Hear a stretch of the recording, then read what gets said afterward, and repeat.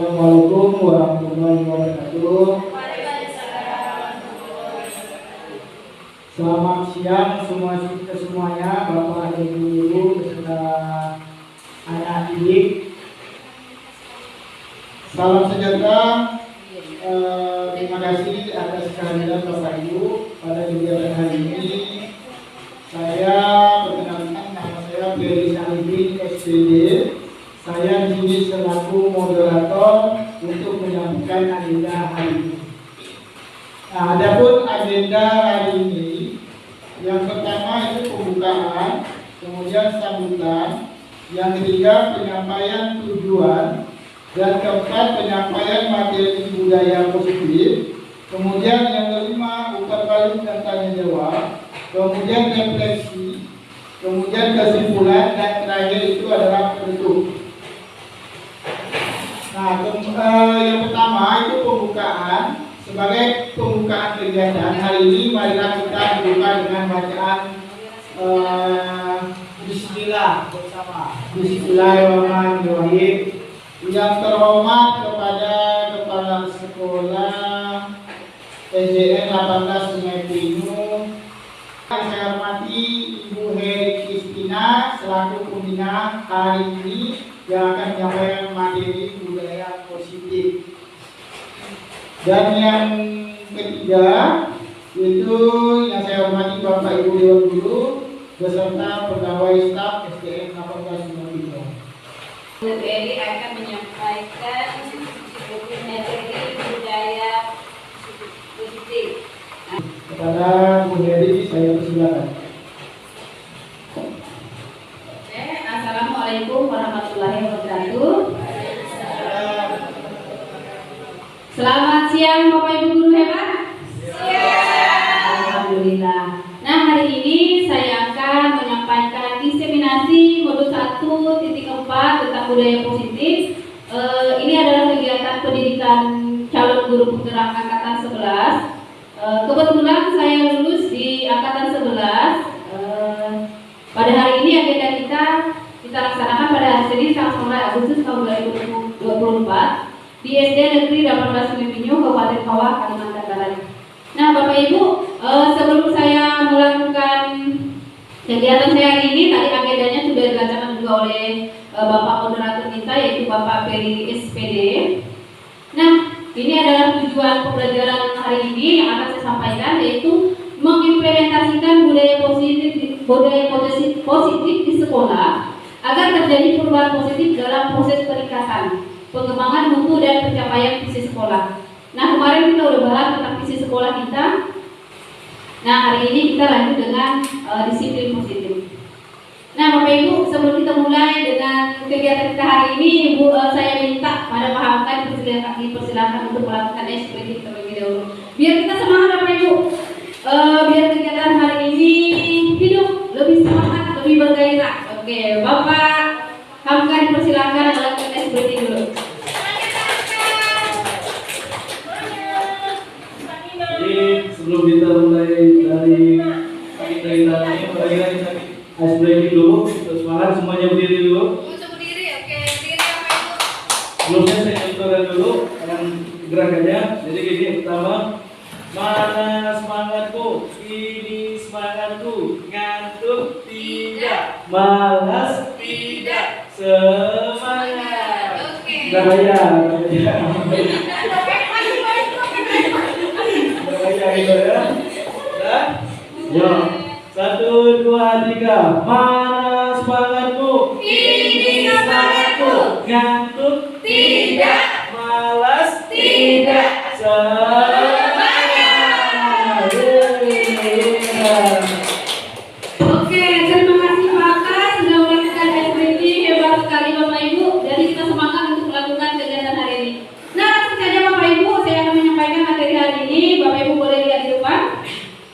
Mungkin Bu Mas mau ke belakang, silakan Bu. Pak Fedi dari sini. Oke, apakah Bapak Ibu setuju nih apabila ada 3 pertanyaan nih? 1. Pemberian hukuman dapat mendisiplinkan peserta didik. Setuju tidak?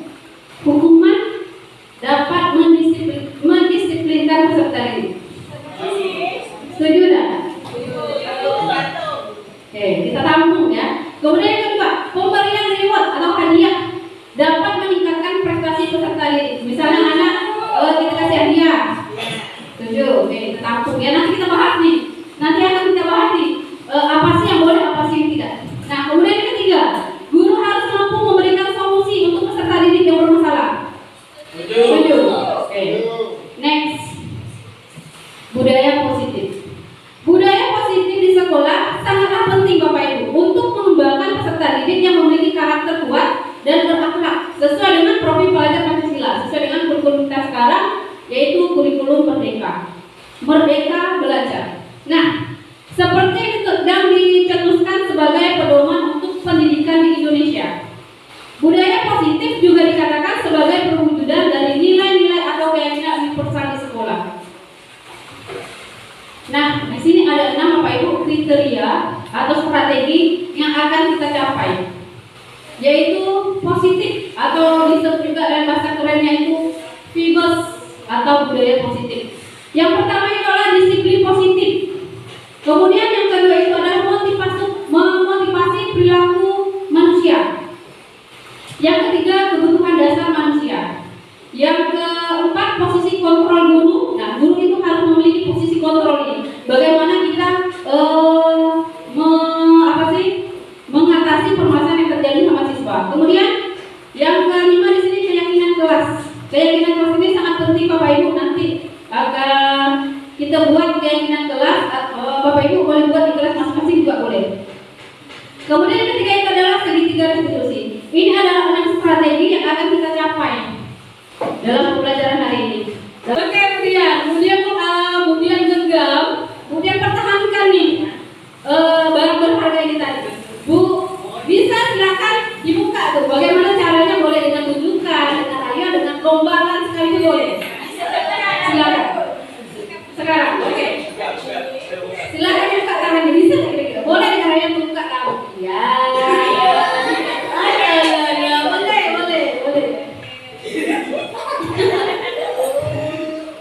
Bisa enggak kira-kira?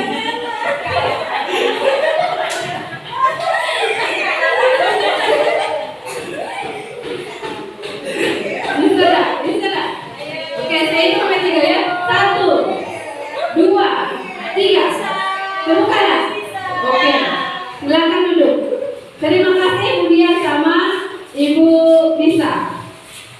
Nah, pada saat tadi Ibu Nisa dengan Bu Dian melakukan permainan itu, mengepalkan tangan, kemudian mempertahankan nih barang berharga Bu Dian. Pada saat Bu Dian mempertahankan ini, Bu Nisa bisa buka kan? Bisa buka nggak Bu Nisa? Bisa waktu Bu Dian mempertahankan ini bisa buka?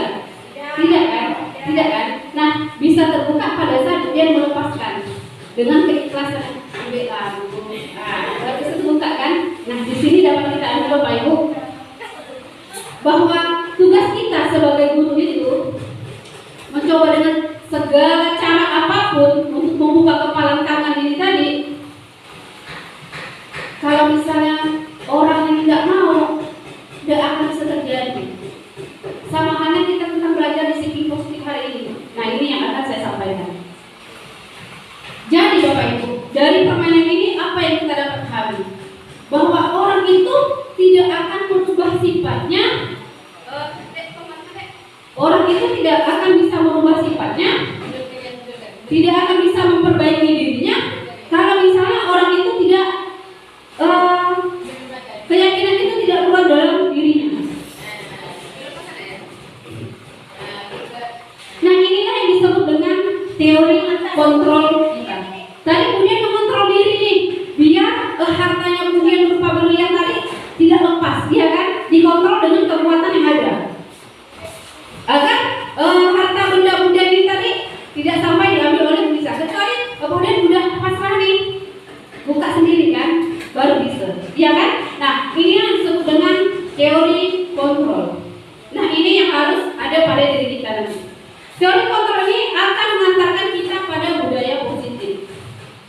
Nah, di sini ada Dr. William Glasser melalui quest teori meluruskan beberapa miskonsepsi tentang makna kontrol, yaitu yang perlu diluruskan adalah yang pertama, guru mengontrol murid.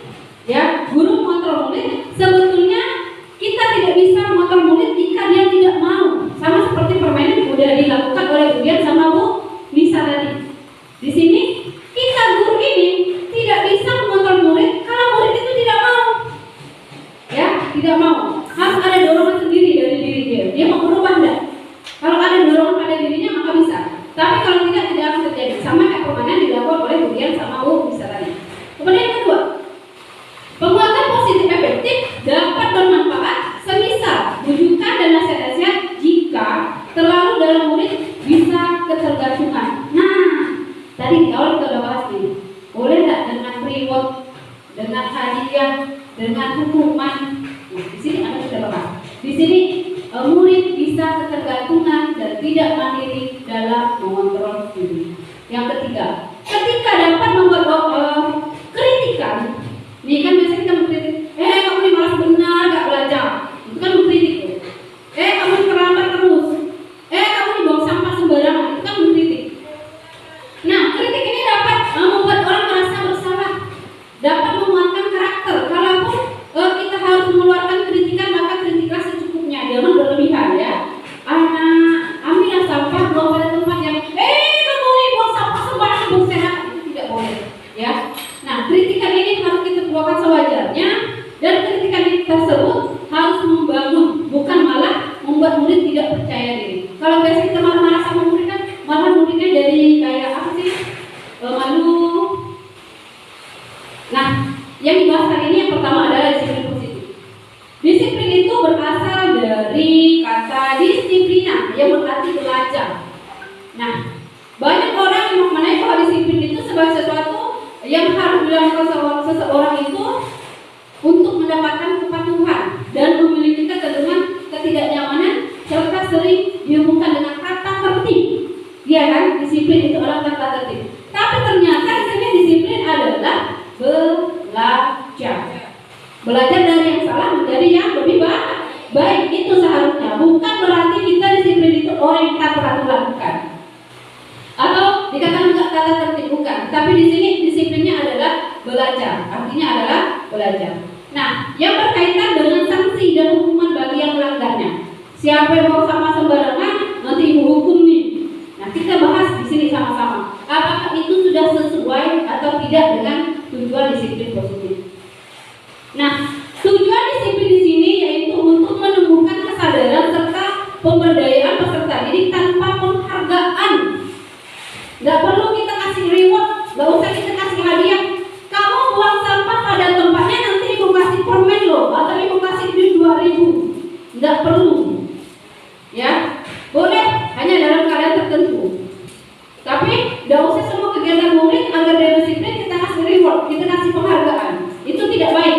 Atau misalnya kita kasih ancaman, kalau kamu tidak buang sampah nanti jemur di halaman sampai 15 menit, sampai gosong. Nah, itu juga tidak boleh.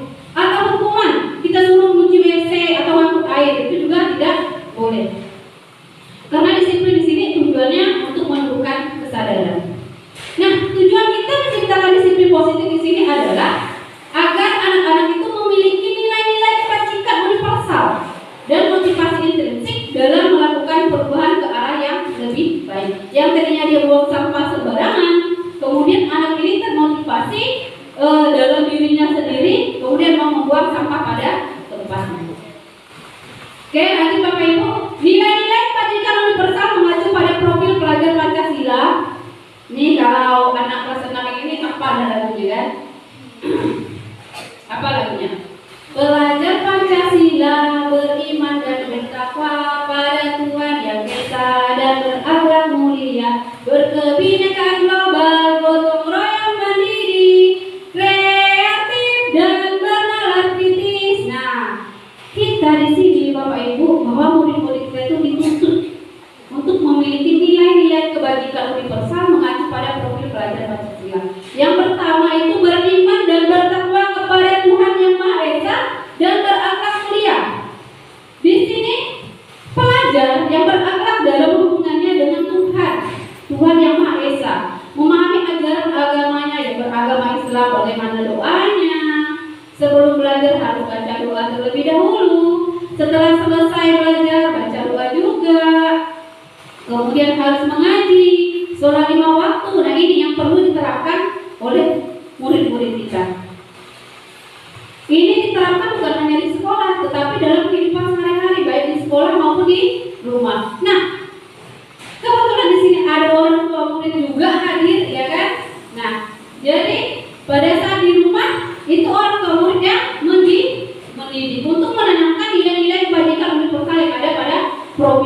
Pancasila ini. Kemudian yang kedua di situ kebinekaan global.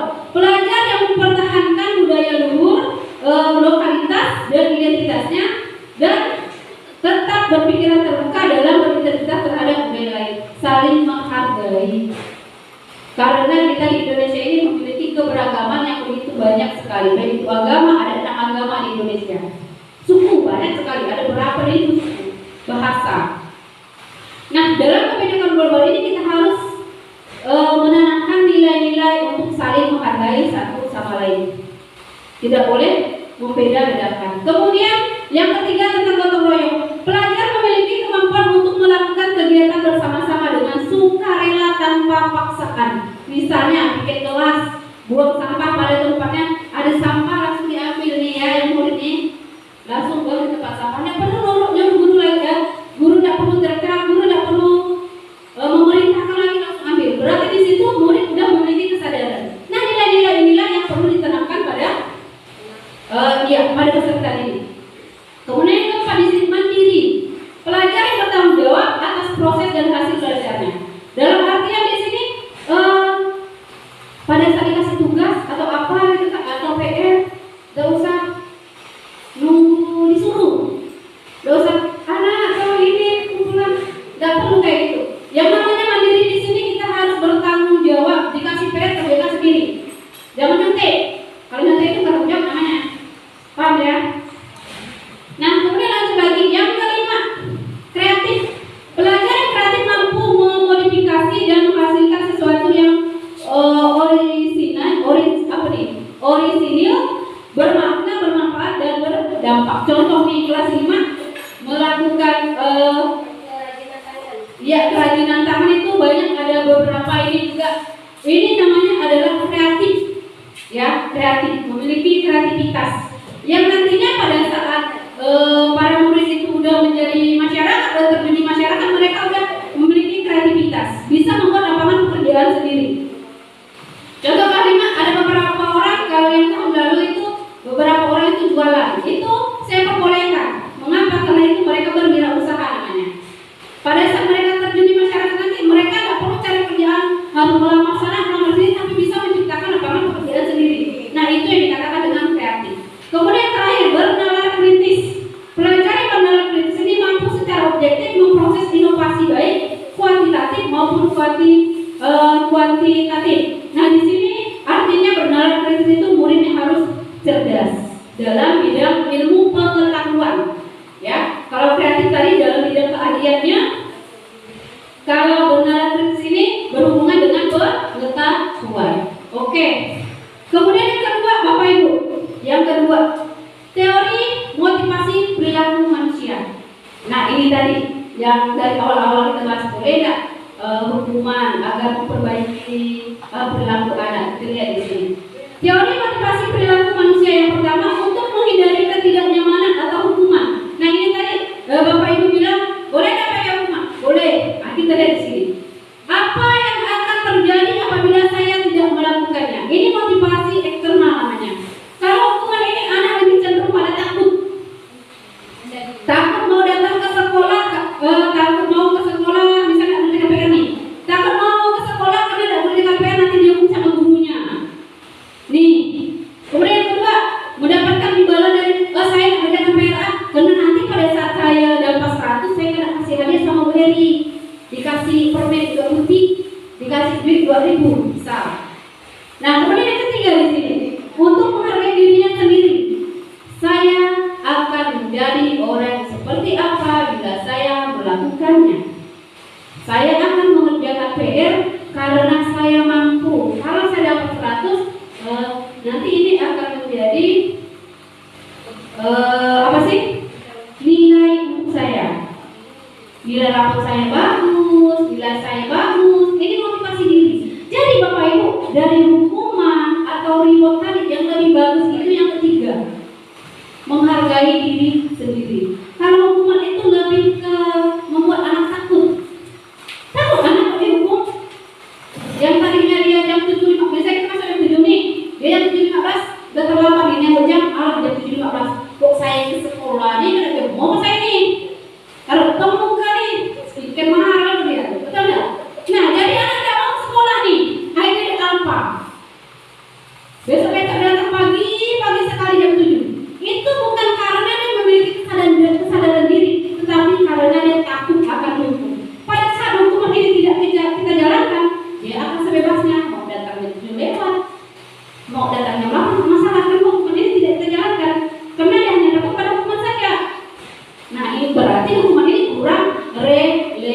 apa.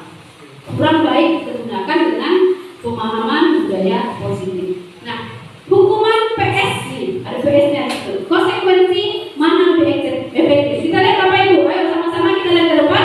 Hukuman adalah tentang mengendalikan seseorang anak, merubah pola pikir anak tentang dirinya sendiri. Tadi sudah saya singgung di awal tentang hukuman ini. Dengan memberikan hukuman membuat anak akan merasa bersalah, ataupun sebaliknya anak akan merasa bahwa orang tuanya tidak sayang padanya. Jadi kalau di rumah, bagaimana kalau di sekolah kita bentak-bentak, kita marah-marah, kamu terus balik ke sana. Ngapa kau pakai sepatu pada sepatu nih? Ngapa baju kau dari ini? Padahal tujuan anak datang ke sekolah udah bagus, jadi datang mau belajar. Bisa bajunya dicuci sama ini, tidak sengaja. Udah dia hari ini pakai baju, ternyata dia pakai batik, ternyata dia pakai baju warna putih. Tidak usah kita marahkan seperti itu. Kita tanya alasannya. Nah, kenapa kamu pakai baju warna putih hari ini? Kan hari Rabu misalnya. Kita pakai baju batik. Kita tanya betul-betul. Tidak usah langsung kita kambing, tidak usah langsung kita hukum. Tidak boleh. Itu akan membuat anak merasa bersalah. Pada saat kita memarakan anak depan orang banyak, dia akan merasa malu. Malu dia. Alamak, kakek nak marah. Malu tidak? Dia tidak. Kau dimarah gitu. Malu tak? Kau dimarah oleh orang banyak, malu tak? Kalau kamu malu tak? Nah, seperti itu. Nah, kemudian di sini konsekuensi. Konsekuensi ini fokus pada pengajaran anak bagaimana bertingkah laku lebih baik untuk kedepannya. Nah, ini yang perlu kita terapkan Bapak Ibu tentang konsekuensi. Misalnya dia ke sekolah tadi salah pakai baju. Misalnya hari ini hari Rabu harus pakai baju batik misalnya. Anak datang pakai baju putih, kemudian kita tanya nih, betul kami nanya dengan bahasa yang santun. Nah, kenapa kamu pakai baju putih hari ini? Kan hari ini sebenarnya hari Rabu harus pakai baju batik. Kemudian dia memberikan alasan-alasan. Nah, kita ambil konsekuensi ini. Kalau kamu tidak pakai baju batik, kamu minggu depan kira-kira bisa enggak pakai baju batik sesuai dengan aturan sekolah? Oh bisa Bu. Nanti minggu depan akan berubah. Jadi kesini konsekuensi ini dia lebih memperbaiki perilaku lebih baik untuk kedepannya. Hari ini dia salah, besok diperbaiki kayak gitu. Tapi kalau hukuman ini lebih ke mempermalukan anak, nantinya anak udah merasa salah, nanti besok-besok oke dia berubah. Tapi bukan berubah dalam diri dia, tapi berubah karena takut kena hukum. Kayak gitu. Nah, kemudian perbedaan hukuman dan konsekuensi di sini. Kalau hukuman di situ sesuatu yang menyakitkan harus terjadi. Karena kalau namanya hukuman ini udah pasti mengerikan sekali, kan? Tetapi konsekuensi sesuatu yang harus terjadi. Contoh nih, ada air dalam gelas, kemudian ada anak nih lupakan air ada di gelas nih. Kalau hukuman, kalau bisa hukuman nih, anak menjatuhkan air di atas meja, bisa ada berarti jatuhkan air di atas meja nih. Kalau hukuman, ngapa kau jatuhkan air nih? Kau ganti lah aku nih, misalnya kan? Ini kayaknya kalau saya mau keluar ini. Apa nih Bapak Ibu ya? Ini kayaknya mau ini.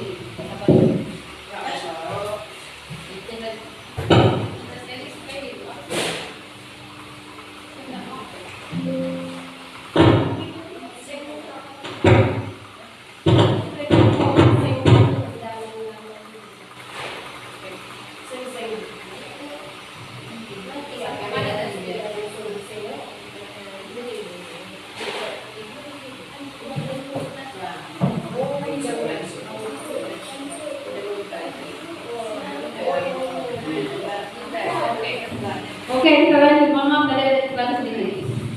Perbedaan hukuman dan konsekuensi. Tadi sudah saya katakan bahwa hukuman itu adalah sesuatu yang menyakitkan, yang harus terjadi. Saya contohkan nih, pada saat anak menjatuhkan air di meja, hukumannya misalnya, kamu ganti dah air saya ini.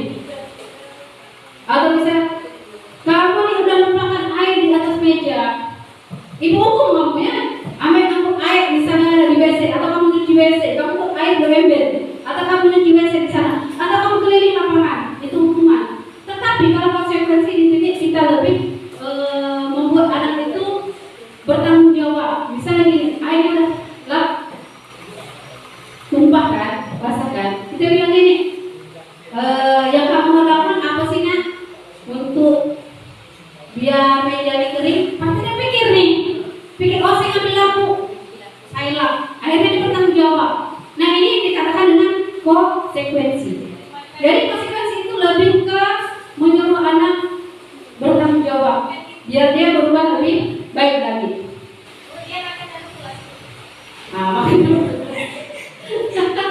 oke, tak apa. Kemudian membuat anak sakit, baik itu fisik maupun hati.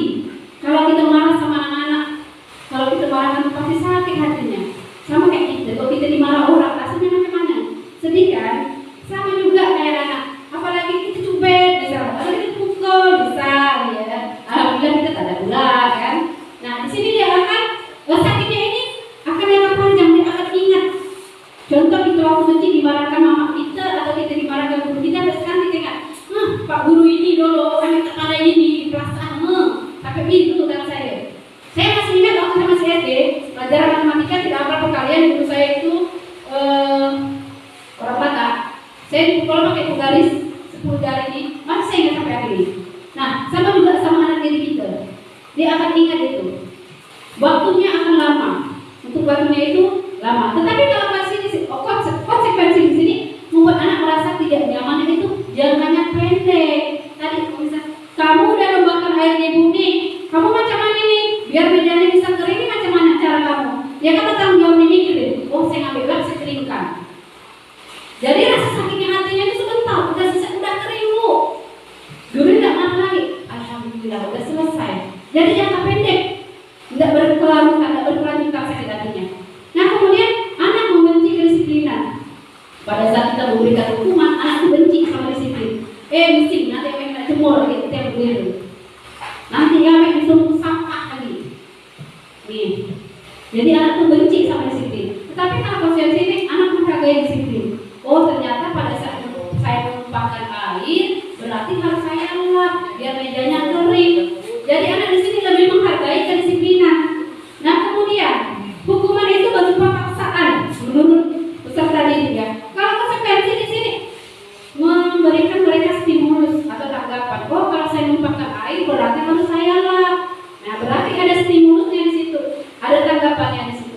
Kemudian kalau hukuman di sini mendorong anak menyakiti diri sendiri. Ada anak, contohnya anak kita di rumah. Kalau kita marah berlebihan, dia menutup diri di kamar.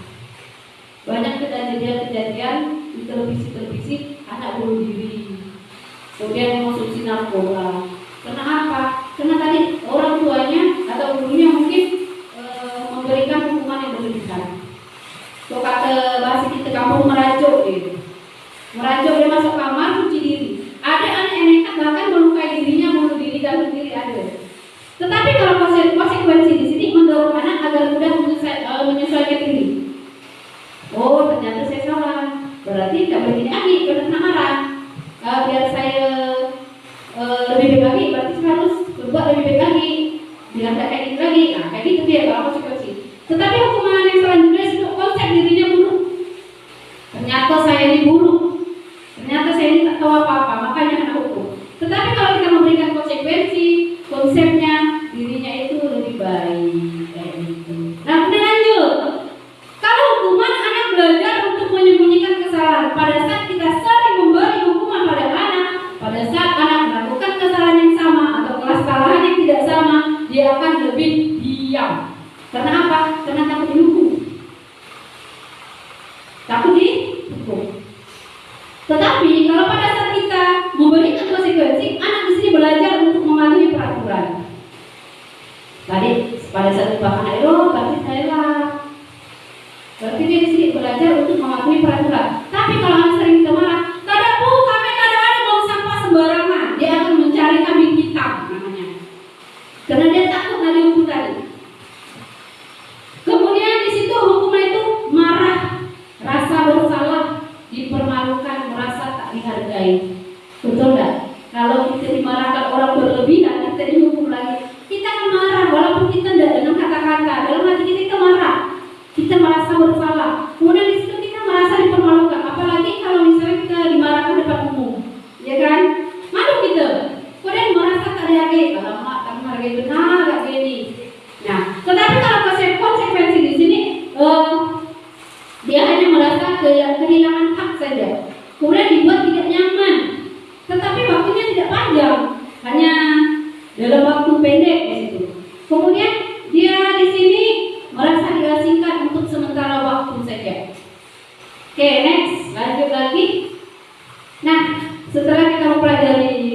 tentang hukuman sama konsekuensi. Sini saya meminta Bapak Ibu yang pertama di sini mencatat 100 kali di dalam buku kalimat, saya tidak akan terlambat lagi karena terlambat ke sekolah. Ini kira-kira hukuman atau konsekuensi? Hukuman atau konsekuensi? Hukuman, oke, kita tampung. Kemudian lari mengelilingi lapangan basket 2 kali karena terlambat hadir sekolah. Ini terlambat nih. Kita suruh keliling lapangan 2 kali. Lapangan basket ini hukuman atau konsekuensi? Hukuman. Kita lihat yang ketiga. Murid diminta untuk push up 15 kali karena tidak menggunakan masker ke sekolah. Hukuman. Kemudian menggantikan kertas tugas teman yang telah dicoret-coret. Iya, ini adalah konsekuensi karena dia bertanggung jawab. Kemudian ini membersihkan tumpahan air di meja tulis karena tersenggol pada saat belajar. Konsekuensi. Lanjut, murid disuruh untuk tidak mengenakan sepatu sehari di sekolah karena tidak mengenakan sepatu hitam. Ini konsekuensi atau hukuman? Hukuman, betul. Kemudian lari mengelilingi lapangan basket 2 kali karena terlambat. Ini kalau pejokan nih, coba dengarkan baik-baik. Lari mengelilingi lapangan basket 2 kali karena terlambat 10 menit pada saat jam pelajaran PJOK. Ini hukuman atau konsekuensi? Hukuman atau konsekuensi? Hukuman. Ya, hukuman banyak kayaknya. Konsekuensi gimana Pak Ferry? Konsekuensi atau hukuman? Ya ini Pak. Lari mengelilingi lapangan basket 2 kali karena terlambat 10 menit untuk pelajaran PJOK. Hukuman. Hukuman. Pak Ferry, guru PJOK nih, ini hukuman atau konsekuensi nih? Ini yang terakhir.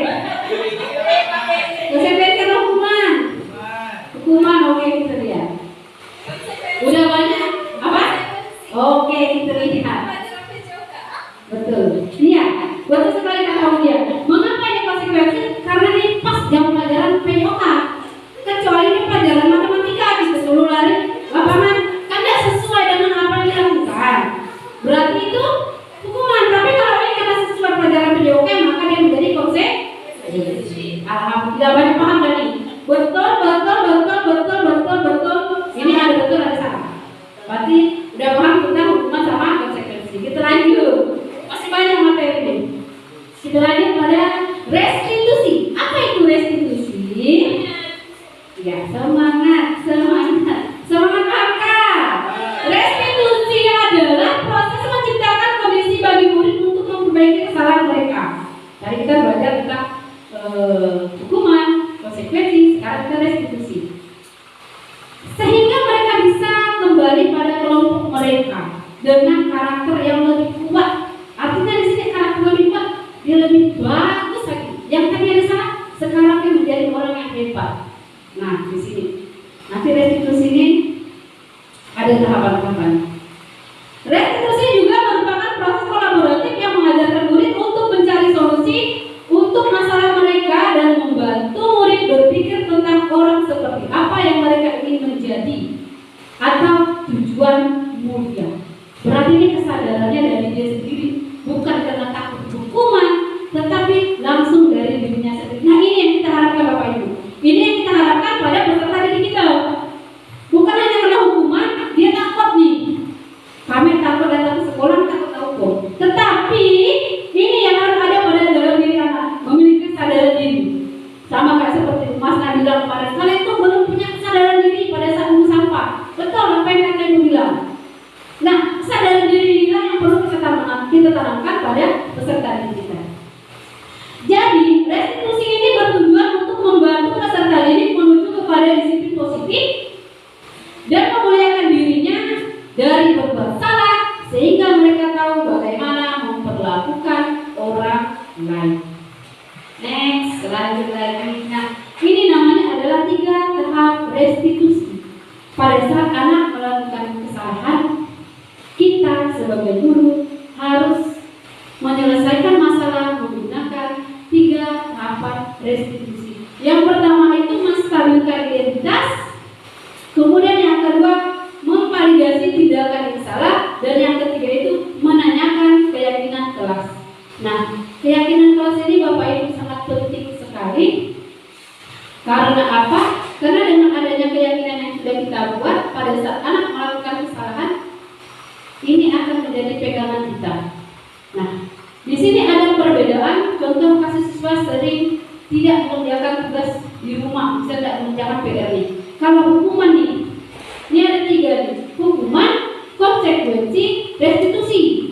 Hukuman ini tadi yang udah dibahas pertama tadi sama konsekuensi, kemudian restitusi. Berarti nambah lagi 1. Tadi hukuman sama konsekuensi, sekarang nambah lagi restitusi. Kalau hukuman itu, guru menghukum siswa tersebut berdiri di bawah tiang bendera selama 2 menit 15 menit. Kemudian guru marah dan siswa merasa takut. Awas kamu ya, buka ancaman, nggak boleh. Jangan buang sampah sembarangan, itu nggak boleh. Buanglah sampah pada tempatnya anak-anak. Kayak gitu. Kalau jangan ya buang sampah sembarangan, itu tidak boleh. Itu kata-kata itu sekarang nggak boleh kita gunakan. Kok dulu boleh kita nengok guru, kita takut. Kok sekarang tak lagi. Kenapa? Karena perubahan zaman. Karena zaman anak kita sekarang dengan zaman kita waktu dulu tuh udah jauh sekali berbedanya. Kemudian konsekuensi, bagaimana sih konsekuensi? Konsekuensi itu adalah guru memberi konsekuensi untuk mengerjakan PR setelah jam istirahat. Karena kamu hari ini tidak mengerjakan PR, setelah istirahat kamu kerjakan PR kamu ya.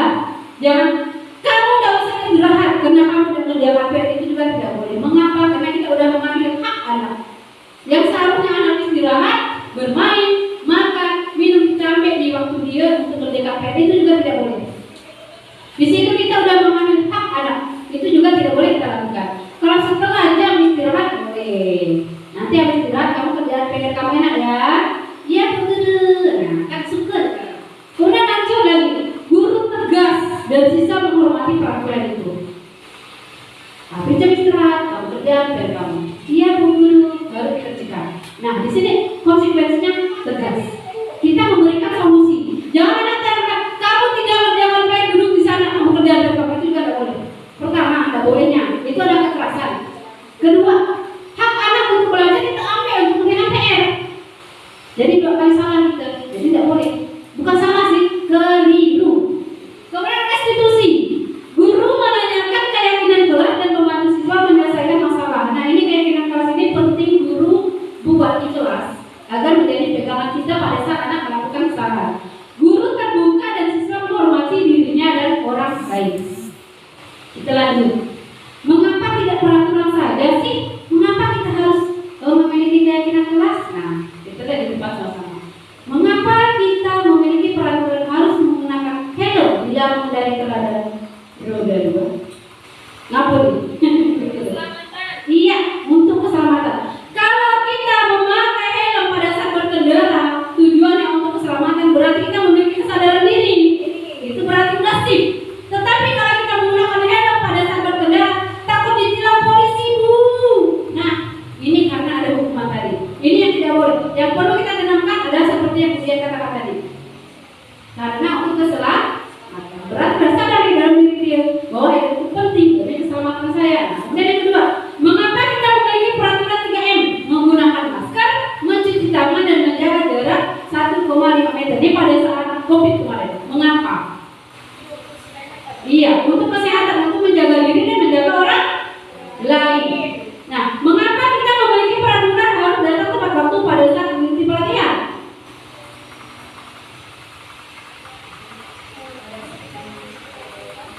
Apa kira-kira? Apakah takut kena hukum? Takut kena dapat band kotak? Misalnya? Apa kira-kira?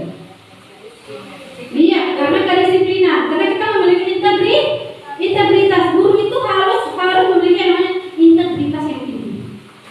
Tiap hari masuk ke sekolah. Cuma ada juga beberapa guru biasa malas ke sekolah ya pakai ada. Tapi tidak semua.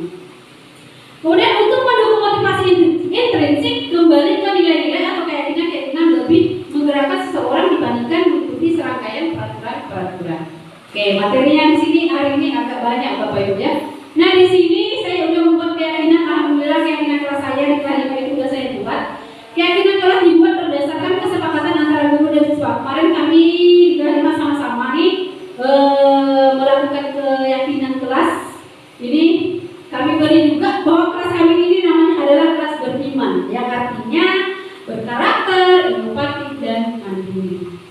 Kemudian ini keyakinan kelas kami yang pertama itu beriman dan bertakwa. Di sini kami yakin menjalankan perintah agama sesuai agamanya masing-masing akan mempertebal keimanan kami.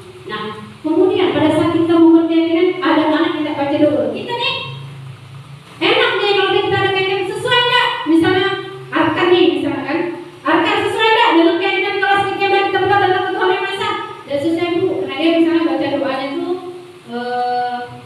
main-main misalnya. Di sini kita mempermudah kita semuanya dulu. Kalau kita memiliki keyakinan kelas.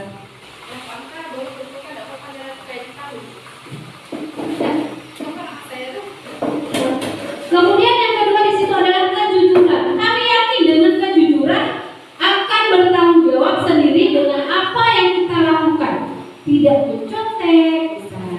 Kemudian pada saat nemu uang bisa duit kawan, Bu, ini biar siapa kok? Itu kan udah jujur.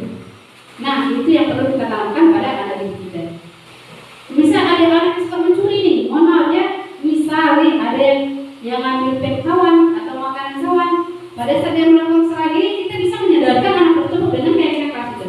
Sesuai dengan keyakinan kelas kita akan misalkan sudah sesuai Bu dengan keyakinan kelas kita harus jujur. Kemudian keyakinan kita itu bagaimana terapkan pada Tuhan yang Maha Esa. Kalau kita mencuri kan berdosa Bu. Nah, kita enak di sini Bapak Ibu. Kalau kita memiliki keyakinan kelas kita enak untuk menegur anak tersebut. Kemudian keadilan.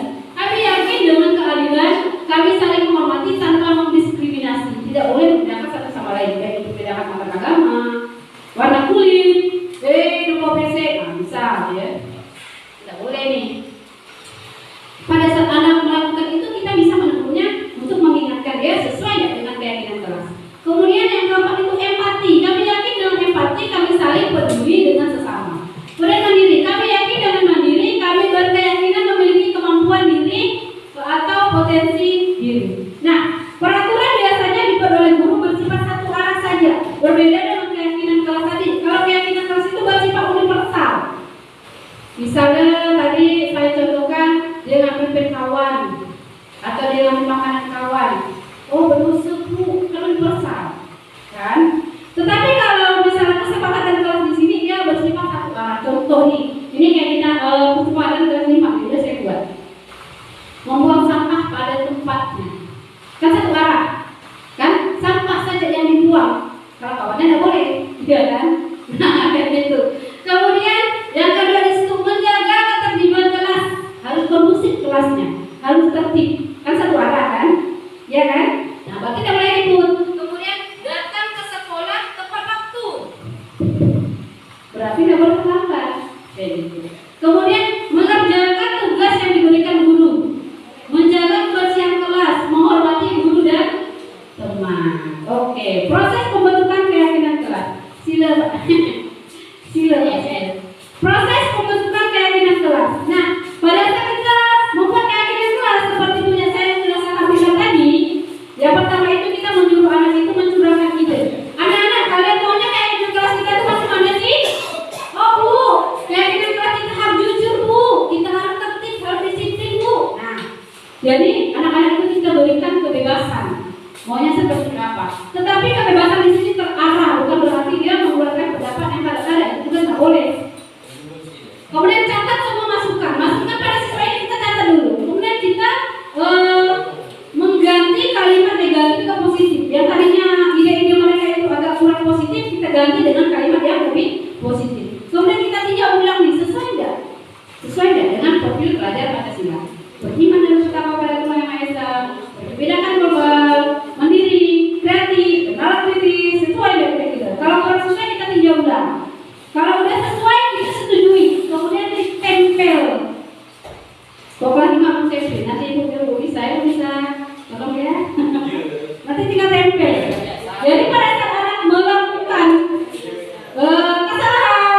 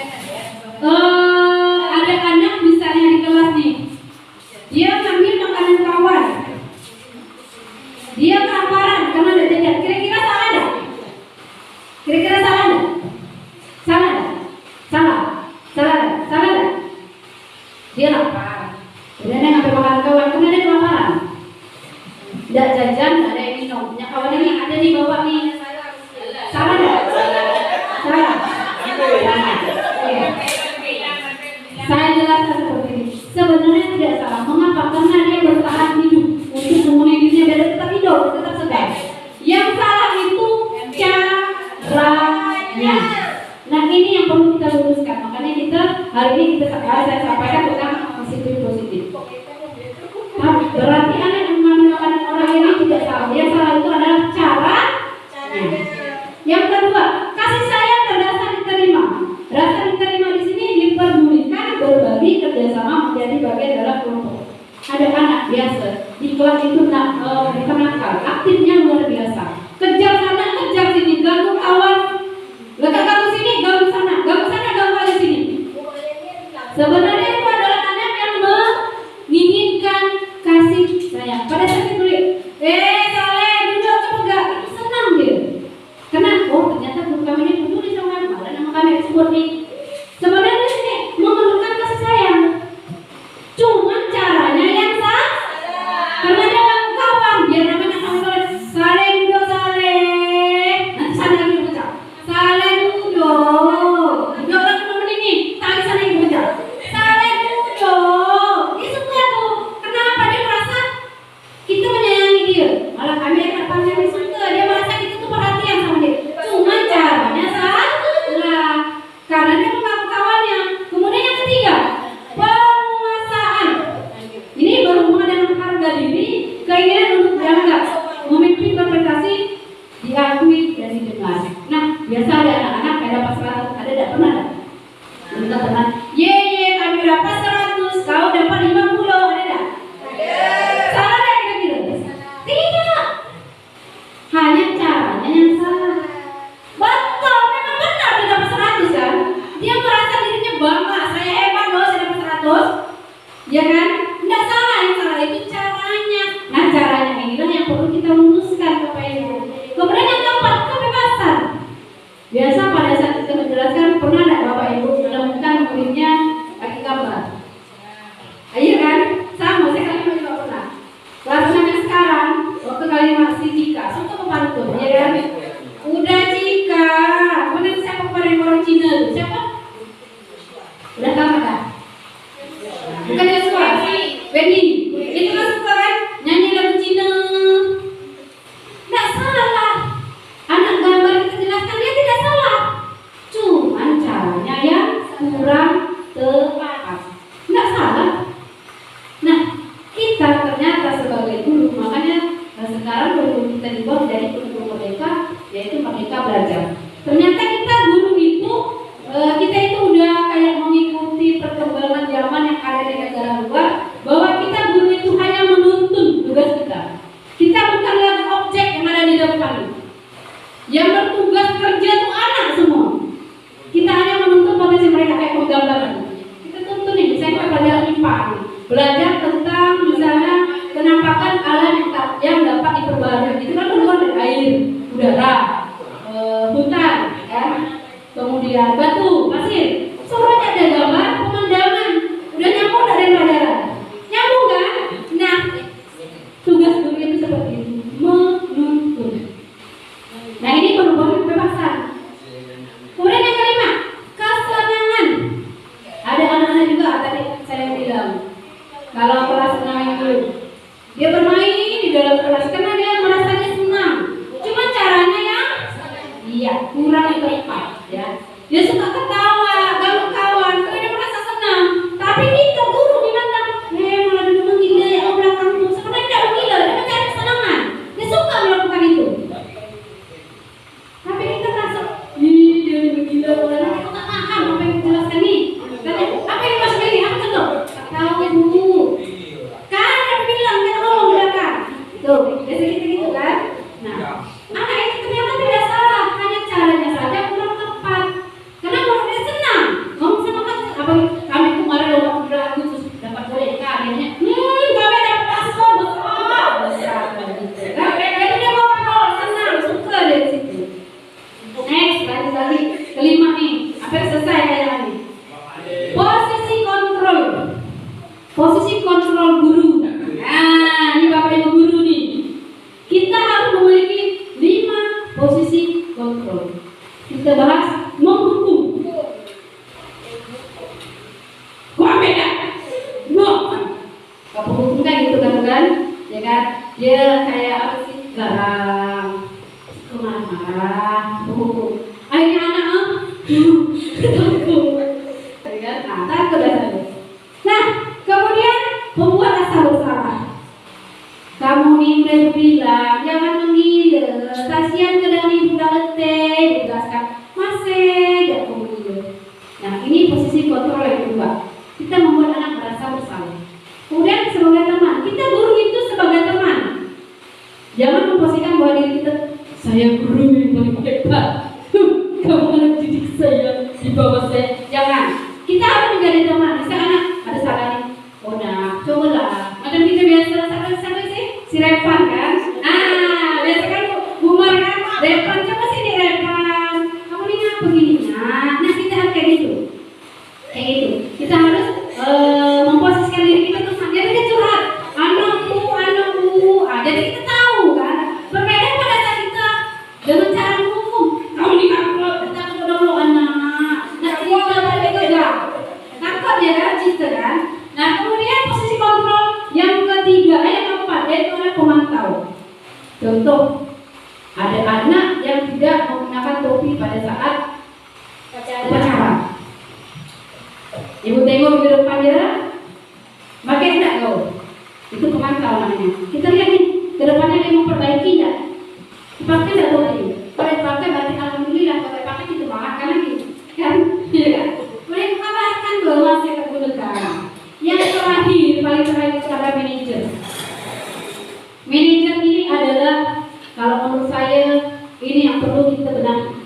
Di manajer inilah kita memposisikan diri kita. Yang paling bagus itu manajer. Kalau kita tidak mampu manajer, minimal kita jadi pemantau. Jangan jadi penghukum. Kalau penghukum itu berat, sekarang ada HAM Pak ya. Ada HAM. Kita dari sini. Kalau penghukum di situ, patuhi aturan sekolah, lalu berdiri di depan di bawah tiang bendera. Awas kamu ya, tuh. Kita ada penghukum. Awas kamu yang sampah sembarangan sini. Merasa nanti. Nah, itu penghukum. Ini tidak boleh. Tidak sesuai dengan perkembangan zaman sekarang. Kalau perempuan merasa bersalah di sini, berapa kali guru itu harus memberitahu kamu? Guru bilang, berapa kali sih boleh kasih tahu orang ini? Masih dia macam ini. Letih ya ibu. Jadi dia sadar, saya salah. Tapi dia kan, ini 5 posisi kontrol dulu. Kemudian teman tadi sudah saya jelaskan juga. Kita membuat bahwa diri kita itu bangga sama dia. Saya Umar biasa mendekati si Repan. Nah itu kita memposisikan diri kita itu sebagai teman. Kalau pemantau tadi sudah juga saya jelaskan. Dan juga saya jelaskan manajer.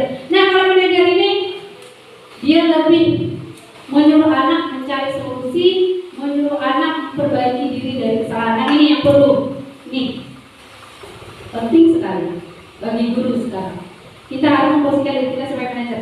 Kalau misalnya kita masih belum mampu nih, kita kan yang namanya segala sesuatu kan harus berproses dulu nih. Minimal pemantau lah. Ibu lihat kalau ya, dalam 1 minggu udah pada baca belum? Dalam 1 minggu udah pada tertib belum? Kita kasih waktu ya, karena dia berproses. Minimal kita jadi pemantau. Jangan jadi penghukum, berat. Dari penghukum itu berat, apalagi sekarang ada HAM. Bahaya. Kalau manajer sini kalimatnya, apakah kamu tahu kesalahan kamu? Kira-kira kamu memperbaiki kesalahan kamu ini bisa enggak? Dia pasti jawab nih, bisa bu, saya tidak akan ngomong sampah sembarangan, saya tidak akan berkelahi lagi. Akhirnya dia mencari solusi. Macam mana dia mengatasi masalah itu sendiri? Akhirnya dia, saya harus seperti ini bu. Saya harus baik sama kawan, saya harus ngomong sama pada depannya. Akhirnya anak itu menemukan solusinya sendiri. Ini mengajarkan anak untuk bertanggung jawab. Nah, kemarin saya sudah melakukan praktek segitiga restitusi bersama murid. Kalau segitiga restitusi ini, yang pertama itu menstabilkan identitas, yang kedua validasi kebutuhan, yang ketiga itu meyakinkan keyakinan kelas.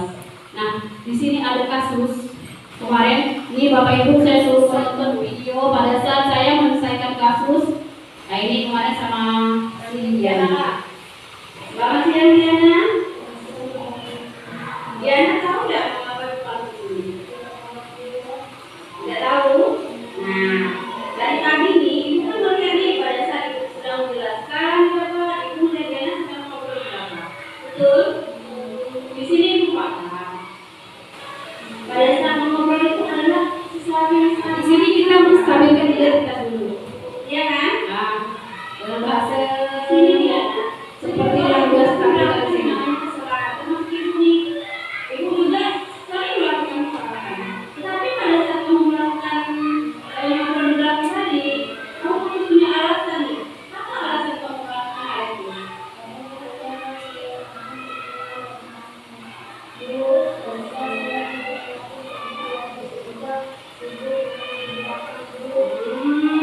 Kamu kelelahan, mudah marah. Bahwa kamu kecapean ini biasa. Tetapi saat ini, pada saat dia sedang bermain, pada saat dia sedang beristirahat, teman-teman, itu menjadi kamu capek, ya. Nanti pada saat kamu capek, kamu tidak fokus tuh. Pada saat kamu tidak fokus, dan yang konsentrasi, kamu mau di belakang, dan yang kamu tidak dapat kan pelajaran yang disampaikan, kamu tidak paham kan? Iya kan? Nah, makanya itu nggak perlu capek, kan ya? Kita kan kemarin udah membuat evaluasi, masih ingat nggak? Iya kan? Kira-kira nih kelakuannya Diana itu sesuai nggak dengan keyakinan kelas kita yang kemarin? Sudah sesuai kan? Menurut Diana nih, keyakinan kelas mana nih? Apa? Sopan? Santun. Apakah kamu di sini menyadari Diana bahwa perbuatan kamu ini ternyata salah? Sadar nggak? Sesuai nggak dengan keyakinan kelas kita? Apakah di sini Diana mau memperbaiki kesalahan Diana? Mau? Nah, karena kamu mau di sini memperbaiki kesalahan kamu, kira-kira apa nih yang harus kamu lakukan untuk memperbaiki kesalahan kamu ini? Apa? Tidak mengobrol? Kemudian jangan bermain terlalu. Paham ya? Jadi itu yang harus kamu lakukan nanti ya. Tidak usah bermain terlalu capek, tidak usah lagi ngomong di belakang, ngomong sama teman. Nanti kalau kamu melakukan itu lagi, kamu ulangi lagi, dan sejalan kamu tidak tahu lagi. Paham ya? Oke. Nah, sudah di sini Diana sudah menyadari kesalahan Diana. Diana juga sudah tahu nih bahwa ternyata kelakuan Diana atau tindakan Diana ini tidak sesuai dengan keyakinan kita. Kemudian Diana di sini juga ingin memperbaiki kesalahan Diana. Maka ibu ucapkan terima kasih, ya. Ibu ucapkan terima kasih. Nah, ini permasalahan ini sudah selesai. Jadi Diana silakan nih untuk keluar lagi Diana ya, untuk bermain sama teman ya. Ya, makasih Nak ya. Bapak Ibu, pada saat saya tampilkan video tersebut di kasus 1, menurut Bapak Ibu, ada nggak kayaknya? Pada saat kita saya masalah itu, kan harus marah-marah. Gimana nih? Yang murid nih, gimana? Suka nggak Pak Guru kayak gitu? Iya kan? Iya kan? Jadi pada saat guru menyampaikan dengan bahasa yang santun, dengan kalimat-kalimat yang baik, murid akan merasa bersalah, dia tidak akan mengulanginya lagi. Dia tidak akan merasa sakit hati. Berbeda dengan kita bentak-bentak, kamu nih, nanti dia bikin gini. Awas kami besar dia akan timbul rasa dendam. Bahkan dia akan benci sama kita. Ada tuh murid pada saat kita bertemu sama dia di jalan atau di mana, dia bisa berkeluar dari sini pada. Jangankan dia mau menegur ibu, walaupun tak mau. Mungkin ada rasa dendam. Ada rasa dendam pada diri dia. Karena mungkin pada saat dia ada kesalahan, kita sering melakukan yang namanya hukuman, memberikan hukuman. Tapi pada saat kita melakukan segitiga restitusi dengan cara video yang sudah saya tampilkan tadi, insya Allah anak di situ akan memperbaiki kesalahannya. Dari yang salah dia akan berubah menjadi lebih baik. Nah, ini pentingnya kita menyelesaikan masalah menggunakan segitiga restitusi. Nah, di sini ada perbedaan antara, bukan perbedaan, peraturan dan keyakinan kelas. Pada saat selalu di situ peraturannya selalu mengembalikan buku ke tempatnya. Keyakinannya di situ adalah bertanggung jawab. Ini yang perlu kita tanamkan sama anak-anak, bahwa tanggung jawab itu menghormati orang-orang yang secara berkomitmen menjaga keselamatan dari mereka kemudian pakai helm, kena keselamatan, itu harus ada rasa kesadaran diri. Tanpa adanya paksaan dari orang lain. Saya takut kena hukum datang ke sekolah, nak telat kayak kamu nak telat takut nak hukum. Jangan sampai anak datang sekolah pagi-pagi hanya karena takut hukum. Tapi anak datang sekolah pagi-pagi memang integritas mereka, kesadaran diri mereka. Nah itu yang kita harapkan pada anak didik. Nah kemudian lanjut umpan balik dari guru. Saya meminta umpan balik dari guru. Kemudian atau siapa bisa umpan balik tentang kegiatan kali ini. Pembahasannya udah selesai nih kayak ini.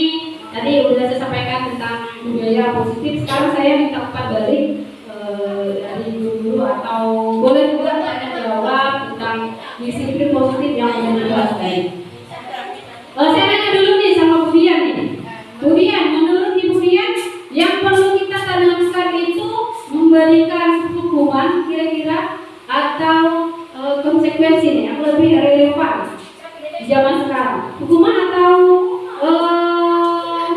ini apa sih konsekuensi? Ya, konsekuensi itu yang relevan untuk hari ini. Saya minta umpan balik dong tentang kegiatan hari ini. Kemudian mungkin kemudian saya minta umpan baliknya dulu tentang kegiatan hari ini.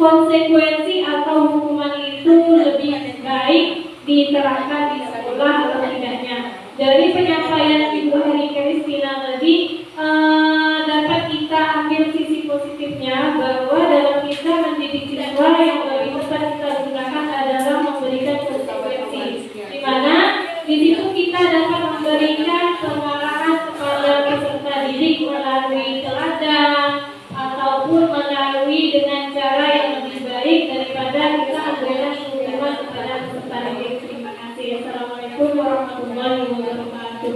Waalaikumsalam warahmatullahi wabarakatuh. Terima kasih kepada Ibu Dian yang sudah memberikan umpan balik tentang materi yang sudah saya sampaikan hari ini. Betul sekali apa yang sudah diberikan oleh Bu Dian bahwa kita memberikan konsekuensi itu lebih baik dibandingkan memberikan hukuman.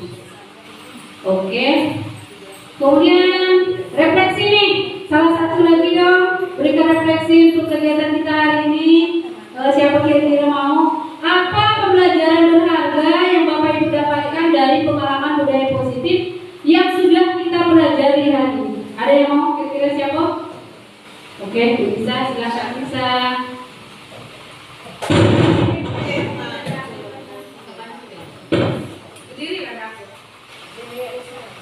Assalamualaikum warahmatullahi wabarakatuh.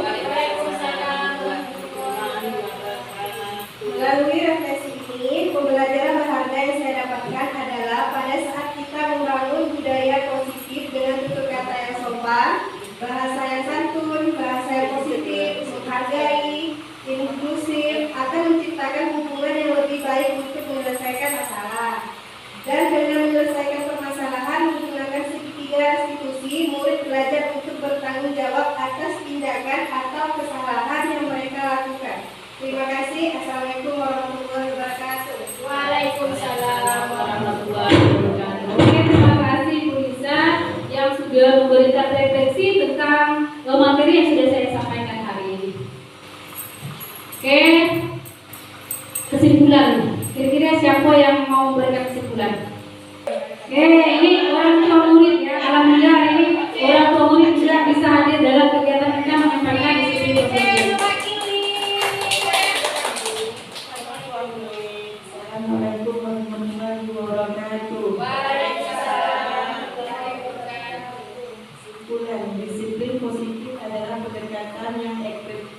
positif dan berkelanjutan dalam mendidik dan memimpin orang lain. Dengan menerapkan prinsip-prinsip disiplin positif, kita dapat membantu individu tumbuh menjadi pribadi yang mandiri, bertanggung jawab dan bahagia. Oke, terima kasih. Oke Bapak Ibu, terima kasih atas kehadiran, umpan balik, refleksi dan kerjasamanya hari ini. Cukup sekian materi yang saya sampaikan. Lebih kurangnya saya minta maaf karena kelebihan itu bukan milik saya, hanya milik Allah saja, dan kekurangan itulah milik saya. Bila ada kekurangan, kesalahan, saya minta maaf. Terima kasih kepada orang tua murid, kepada murid juga, dan guru-guru yang sudah hadir pada hari ini, sehingga kegiatan tentang penyampaian disiplin positif dapat berjalan dengan lancar. Sekali lagi saya ucapkan terima kasih. Kegiatan kita sudah selesai.